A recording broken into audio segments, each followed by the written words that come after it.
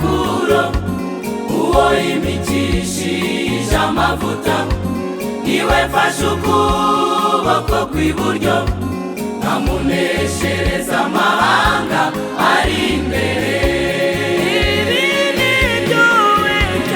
Ibi nibyo Uwiteka abwira Kuro uwo imikishije amavuta niwe mfashe ukuboko kw'iburyo nkamuneshereza amahanga ari imbere. Nzakujya imbere ahataringaniye maringanize, nzakenyuruza abami ngukenyeze kuko ndi Imana nziza igira impuhwe. Nzakujya imbere ahataringaniye maringanize, nzakenyuruza abami ngukenyeze kuko ndi Imana nziza igira impuhwe.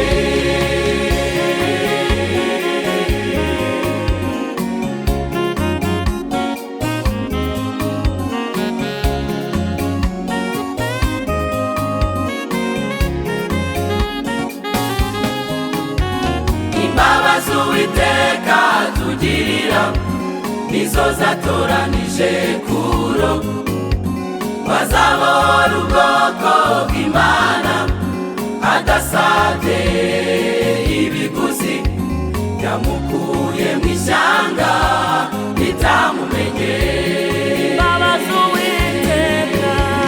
Imbabazi Uwiteka atugirira nizo zatoranije Kuro, bazabohora ubwoko bw'Imana adasabye ibiguzi, yamukuye mu ishyanga ritamumenye.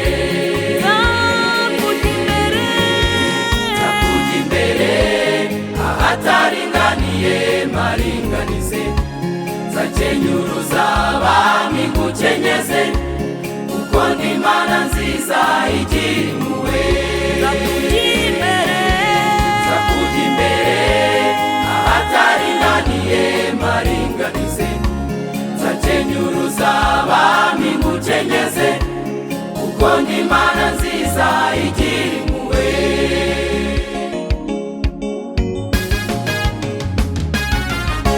Wadukuye mu maboko ya Satani, udukiza uburetwa bukomeye na byiringiro by'ubuzima twari dufite, none ubu turi mu rugo turashinganye.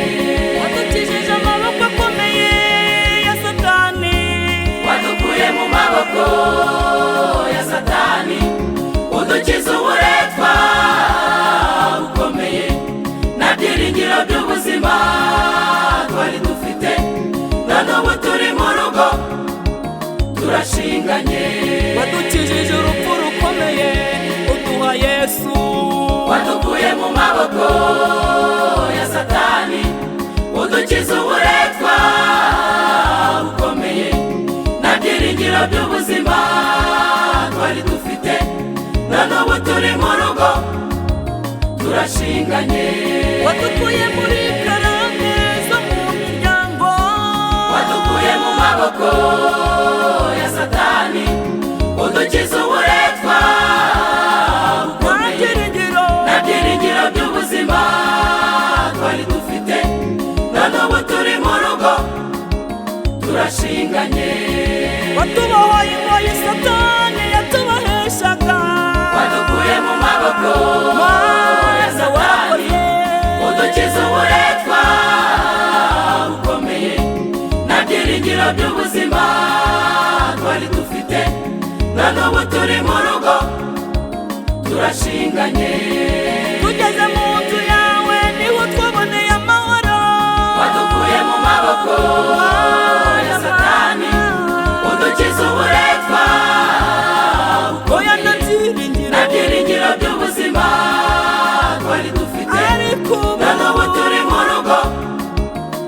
twashinganye